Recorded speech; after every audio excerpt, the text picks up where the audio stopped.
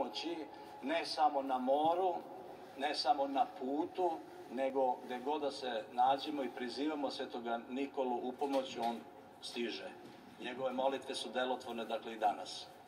Iako imamo dugu tradiciju proslavljanja slava, nije zgoreg podsjetiti se na koji način je to zaista ispravno činiti.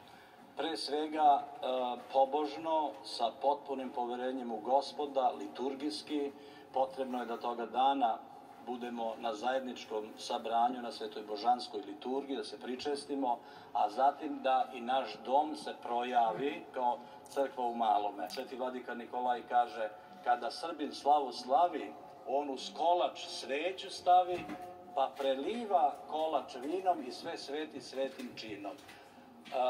Kolač mu je slika oca svakog dobra davaoca, sveća mu je slika sina, sila duha slika vina. Dakle, ti simboli i sve to treba da nam budu ne samo simboli, nego da nas podsete na ono što je suština i što je naš pravoslavni hrišćanski život.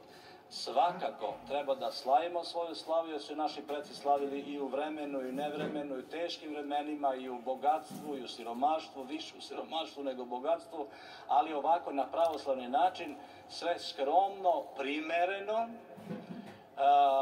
Neko će to u krugu svoje porodice i potpuno će biti proslavljena slava, ništa neće da nedostaje, neko će sa svojom širom porodicom, ali vrata svakoga slavara treba da budu otvorena za svakog čoveka, za svakog dobronamernika, naročito za one koji su siromaše, eto da bi mogli da se i oni posluže pre svega ljubavlju i lepom rečju, a zatim i nekom skromnom hranom koja je u ovom postnom periodu uvek postna.